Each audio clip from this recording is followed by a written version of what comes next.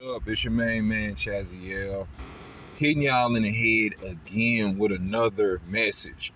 And this message isn't probably going to go over well with people who are stuck in their ways, people who are not willing to move on and adjust and adapt. Therefore, I'm going to call this message adapt or die. Adapt or die. People are still trying to live in a pre 2020 world. People are still trying to live in a pre 2020 world. And what's happening is the world that we once knew, the world that everybody once knew, especially in America, where I'm from, that world is gone. It's never coming back. That traditionalist, all American 20th century world is officially over. People talk about the modernity. People talk about when that really took place, around the 50s, around the 60s, when you really first started to see modernity in comparison to our current world. That's when you first started to see households being littered with television sets, really, where people were coming back from the war. People were coming back, and it was time to live the simple life. Men were coming back from the war, and the goal was to live the simple life. Get that white picket fence, have a wife, maybe a couple of kids, have a business, have a housewife. The traditional lifestyle, the all-American traditional lifestyle is over. And the reason why I'm saying this, because people will be quick to apply this to an agenda. People be like, oh, Chaziel, you got an agenda and you're pushing for this great new world, or you're pushing for this great reset.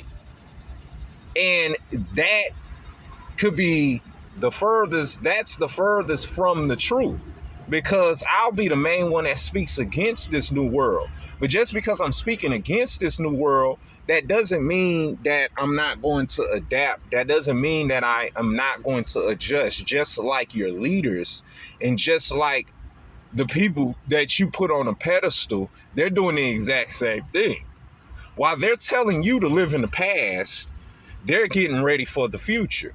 And the only reason why I bring all of this up is because of the future. We talk about a golden era. We talk about a romanticized utopian era where everything is perfect. And in my opinion, in my analysis, those are ideals that are put in place, that are not necessarily put in place, that already exist within our human nature. But since those things already exist within our nature, the things that we already want, they can be manipulated and exploited for somebody.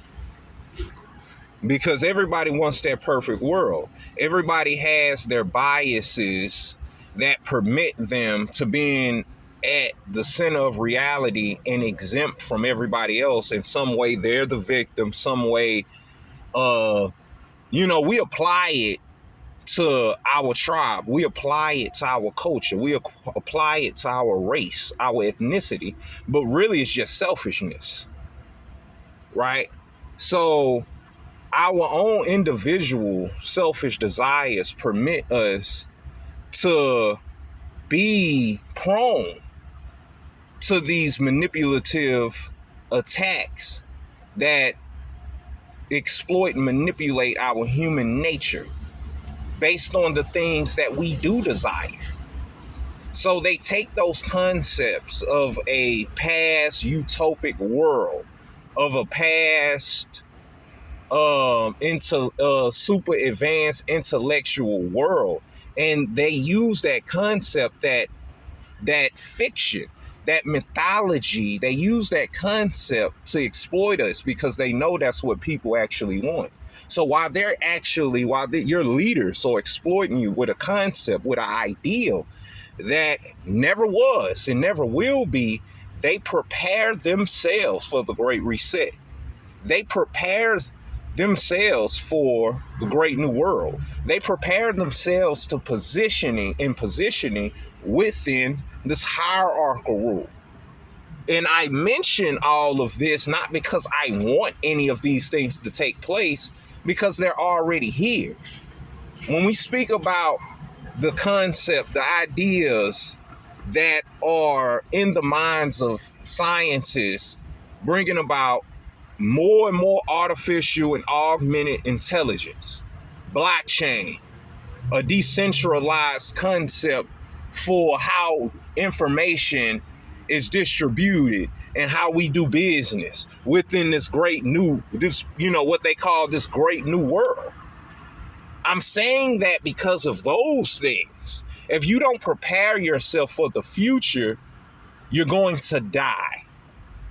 You're going to die. That's why you have proponents, people who are preaching a great reset.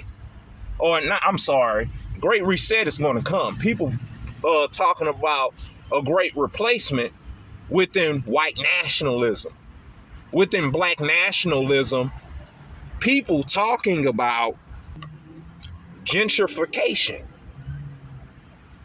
These concepts are coming from people on whatever side of the spectrum. That's why I'm using the example that I'm using, so you don't think that I'm cherry picking a certain group or a certain side. Regardless of your side, whatever side of the spectrum that you're on, you're living in a fantasy. You're living based off of an ideal. And what actually is in the real world is taking place regardless if you're going to participate in it or not. You're going to be passed up. Life is going to continue. I was listening to a thing with Michael Jordan. This is kind of off topic. What was that show with Michael Jordan? Basically, it came out like 2020, I think, basically talking about Michael Jordan's career. I forgot the name of the show, but one episode was basically him and some of the problems he had with the owner or the CEO or whatever.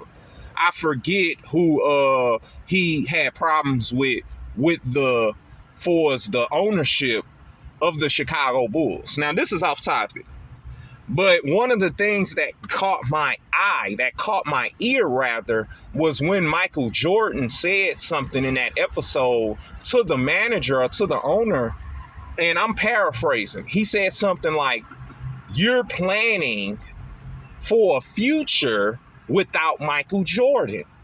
And the owner said something, I'm paraphrasing, like, "Of course I'm planning for a future without Michael Jordan. There will be an NBA when Michael Jordan leaves. There will be a Chicago Bulls team. There will be an organization when there's no more Michael Jordan. And I'll have to come up with a way to make this team great." The same principle applies. Regardless if Chaz decides to participate or not in this great new world, it's going to come. It's already here. So that isn't to say you can't or you shouldn't speak out against this. Please speak out and speak up for your values. Speak up for your culture. Speak up for your morals. Speak up for what you think the world should be. What is the best way for us to get along and to live free and harmoniously, or the closest to that? Please do come up with those ideas and those concepts. But while you're doing that, make sure you acknowledge what is also, because you place yourself in an illusion. You place yourself in the past. You place yourself in a romanticized world, a utopian civilization that we don't even know if it even existed. You're placing yourself into something that isn't in its current form, while everybody else moves within society. You're still here. But that's really what I have to say about all of the people who call themselves leaders, who are trying to push their people backwards so they can have easier access to the front of the line. Because that's what this is all for. Because we are affected by our selfish human nature. I call it the human defect.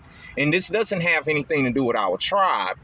This has to do with us. This has to do with us individually and what we want individually. Because if a person comes along who looks just like you, is a part of your tribe, is the person that you're so-called supposedly trying to save, who goes against everything that you are, then they're going to become the enemy. So what are you going to do if everybody a part of your tribe becomes the enemy? It's all going to become about you. Because that's what it was about at the very beginning. You projected yourself and your desires on other people because perhaps y'all had similar desires, because humans aren't that much different from each other anyway. So it wouldn't take much for an intelligent mind to come up with that concept on how to control individual people. In the end, this comes down to control. If you have all people thinking independently, then you don't have individuals who control a tribe. See, I found out the truth about this whole thing. It wasn't about controlling people who are outside of yourself. It was all about controlling the people within your tribe, because those are the people that you really truly have to deal with. And then when you come across a people who don't look like you, then all you have to do is direct the sheep, you utilizing their already built-in desires. So this is the trick of the game. But this is all I really had to say on this message. It's your man King, Chaziel Sons.